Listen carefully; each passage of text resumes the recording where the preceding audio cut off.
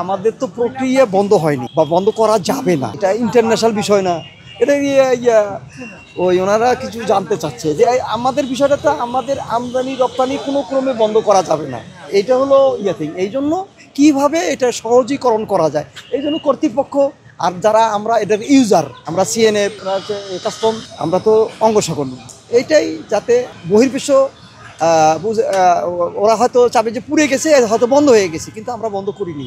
আজকালের ভিতরে আরও জোরালোভাবে চালু হবে। এয়ারপোর্টের ভিতরে আমাদের সিভিল কর্তৃপক্ষ, বিমান কর্তৃপক্ষ, এই যারা কাস্টম কর্তৃপক্ষ আছে, আমাদের প্রচুর জায়গা আছে, জায়গার অভাব নাই। তো বর্তমান যে কার্গোর কি বলবো, ইম্পোর্ট কার্গোর যে সেকশনটা, এটা তো পুরোটাই ভস্মীভূত।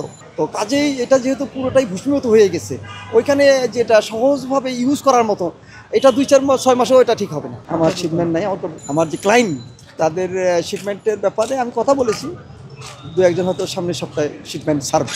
এইবার ক্ষতিগুলি হচ্ছে প্যারালাল ক্ষতি, বাংলাদেশ ব্যাংকেরও ক্ষতি হবে, আমদানিকারক ব্যবসা প্রতিষ্ঠান তাদের ক্ষতি হবে। আপনারা দৈনন্দিন ওয়ার্ক করে যারা এখানে খায়, এখানে দৈনন্দিন লেবার আছে, তাদেরও কিছু ক্ষতি হবে। তারপরে ব্যবসা, এক কথায় এটা একটা ব্যবসায়িক হাব, বিশেষ করে শিল্প প্রতিষ্ঠানে বিশাল একটা ধাক্কা। যদি আমাদের যে এখন যে পটটা, যেটা কাস্টম কর্তৃপক্ষ যদি সহযোগিতা করে, এটাকে অল্প সময়ের ভিতরে কাটে যাবে।